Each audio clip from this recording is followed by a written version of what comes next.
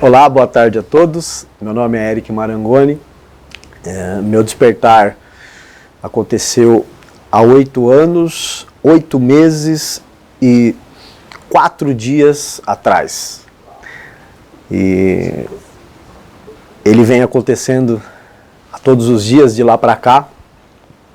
E eu sou nascido, criado aqui em São Paulo, muito próximo aqui, aliás, né, aqui na região sul. E minha história começou com 14 anos, o meu problema, na verdade, começou com 14 anos, quando eu iniciei o uso de drogas. Conheci o álcool, depois o tabaco. Não fui minimamente orientado de que isso poderia me trazer alguns prejuízos, muito pelo contrário. A minha própria família também, sem ter o menor conhecimento, não tomou nenhum tipo de atitude naquele momento e muitas vezes até incentivava. Infelizmente a sociedade acaba fazendo isso, né, até hoje inclusive. E eu fui levando uma vida até ali, estava conseguindo conduzir as coisas de uma maneira bacana, né? Tive uma criação muito realmente saudável. A relação dos meus pais sempre foi muito boa, sempre foi muito prazeroso viver em família, viajávamos bastante, tive a oportunidade de estudar, né, em colégios particulares. Só que com o longo do tempo, ao passar dos anos, fui conhecendo outras substâncias. Aos 16 conheci a maconha. Ali começou já algo que hoje eu tenho ciência, mas na época não fazia a menor ideia do que viria pela frente. E dali para frente eu fui me distanciando um pouco da família, fui perdendo alguns valores que eram realmente da família, né? União, respeito uns pelos outros. Sempre fui um cara trabalhador, sempre fui realmente um cara que batalhava, né? E fui criado assim, né? Família de marceneiros, né? Aprendi a profissão muito cedo também, né? Apesar de ter me separado um pouquinho dela, com os 16 anos mesmo, fui trabalhar em outros lugares. Fui trabalhar com administração, enfim, com projetos que não tinham muito a ver com a questão da família, justamente pelo motivo de usar a substância e ter que ficar mentindo, né, o tempo todo. As pessoas me perguntavam, meus pais, meus irmãos, se eu estava fazendo uso de alguma substância, porque eu andava com pessoas que faziam uso. E é engraçado que toda família fica sabendo da família dos outros. Ninguém fica sabendo da sua, né? Dizem que família é sempre a última a saber, e realmente a minha foi a última a saber, né? E isso implicou numa progressão. Aos 18 anos para 19 anos conheci a cocaína, e aí foi amor à primeira vista. Infelizmente, que aquilo me deixou assim, socialmente aceitável. Eu era um cara muito tímido, não conseguia ter o menor tipo de relação, o menor tipo de comunicação. Eu era muito difícil ter um relacionamento, inclusive amoroso, né, que fosse, porque eu era muito tímido, era muito introspectivo. E aí com a questão da cocaína, tudo mudou. A cocaína me fez ser um novo homem, que eu falei, uau, é isso, achei, né? Mal sabia também o que estava para vir. Nisso a família ainda não tinha tomado nenhum tipo de posicionamento, porque naquele momento eles só sabiam sobre a questão da maconha, e aquilo ali foi se estendendo, da maconha, do álcool, enfim, né? Só que nesse meio tempo já tinha vários outros tipos de substâncias que infelizmente eu fui experimentando. Experimentei chá de cogumelo, experimentei ácido, experimentei cola. Cola eu tinha na garagem de casa, uma lata desse tamanho, marcenaria, né? Se trabalha cola de contato, aquela cola de sapateiro que se fala muito, que é utilizado por pessoas, por meninos, geralmente na rua. Eu já fazia uso dessas substâncias, mas a minha de preferência realmente foi a cocaína.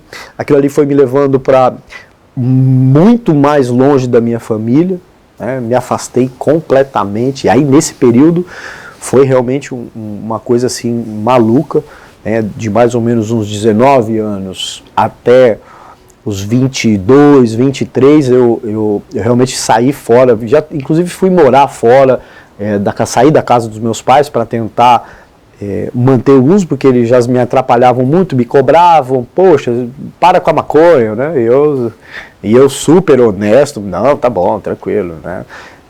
Imagina, extremamente desonesto, né? Mentiroso, falso. Ali já começou uma série de problemas, porque eu ainda trabalhava nessa época, né? Até os 23 anos eu ainda trabalhava fora da marcenaria, né? Depois eu fui trabalhar com o meu pai, mas até aquela época ali eu ainda trabalhava fora e tinha como me manter de certa forma no uso sem ter maiores problemas. Até que alcancei os 23 anos. Nisso eu tive que voltar para casa, porque a casa dos meus pais, né, na verdade, porque terminei, né, um relacionamento e precisei voltar para casa porque eu não tinha mais para onde correr, o dinheiro já não estava dando, porque eu gastava muito dinheiro com a substância. E ali começou a minha fase, acho que a pior fase, né, da minha história. Começou aos 23 anos, quando, apesar de parecer que eu tenho 24 hoje, né, faz um tempinho já que eu tinha 23, e ali começou um processo realmente de uma ladeira abaixo, que eu engatei a quinta na ladeira e fui que fui. Conheci uma substância chamada crack. E ali foi... Lembra aquele amor à primeira vista? Imagina, que amor à primeira vista. Aquilo ficou no amor a sei lá que vista. Sem vista, era um amor cego. Apaixonei, era uma delícia. Foi maravilhoso, porque ele sumia com todos os meus problemas. Infelizmente, eu não sabia que eu estava ganhando mais uma série de problemas, né? No uso, infelizmente, na ativa, aquela substância faz com que se esqueça do pai e da mãe. Eu não estava nem aí pro meu pai e pra minha mãe, né? E aí nisso eu estava trabalhando com meu pai, já de volta, né, na marcenaria. E ali foram mais ou menos 5 anos de uso de crack intensivo. Perdi todos os valores morais, sociais, espirituais, tudo aquilo que vocês puderem imaginar eu perdi. Perdi a dignidade. Infelizmente, né, com 28 anos, eu tomei uma decisão muito bacana. Só que não. Eu tomei a decisão de ir morar na rua. Porque meus pais estavam atrapalhando meu uso, eles se incomodavam que eu usava crack. E aí, ele me cobrava demais, eu falei, vocês estão tudo viajando, eu tô bem, encontrei uma substância que realmente me entende, né? Ela não me cobra nada, mal sabia eu do que também estava por vir. Infelizmente, fui mesmo pelas ruas, e ali eu comecei, na verdade, a fazer tudo aquilo que se imagina que uma pessoa na rua, em situação de rua, faz. Comecei, óbvio, não trabalhava, eu tinha que manter o uso da droga. Apesar de falarem que o crack é barato, é uma droga mais barata, ele precisa de muito dinheiro para manter o uso, porque o barato do raio da substância, ele é automático. A partir do momento que você usou, você já está sob o efeito. Só que esse efeito passa em menos de 1 minuto. E aí é mais pelo menos umas 2 horas de fissura alucinada para tentar fazer com que eu tenha mais uma dose. E ali eu me submeti a cada situação que... Olha, eu realmente, quando eu olho, eu falo, rapaz, como é que tu conseguiu fazer isso tudo? Né? Que eu brinco dizendo que Deus não duvida porque ele viu tudo, porque senão Deus ia falar, não, se eu falasse para Deus, Deus, eu fiz isso hoje, ele ia falar, para, Eric, para de mentir para mim. Mas ele viu, cara. Prostituição, roubo, furto, assaltos, infelizmente, para eu poder manter o uso em situação de rua, eu tive que cometer todas essas coisas, todas, num grau elevadíssimo. Me envolvi com crime, me envolvi com tráfico, me envolvi com uma série de coisas.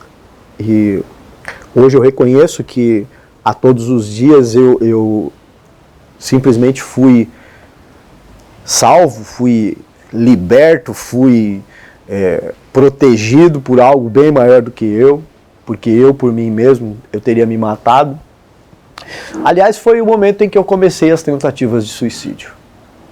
Com mais ou menos, sei lá, 5, 6 meses, em situação de rua, eu já não aguentava mais, só que eu não conseguia parar de fazer o uso, completamente prepotente, arrogante, não consegui pedir ajuda, né?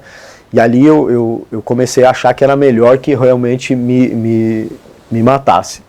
Tentei de algumas formas bem mirabolantes, não era para eu estar vivo realmente. Para vocês terem uma ideia, uma das principais tentativas de suicídio, eu era extremamente covarde, eu não queria tirar minha vida, óbvio. O desejo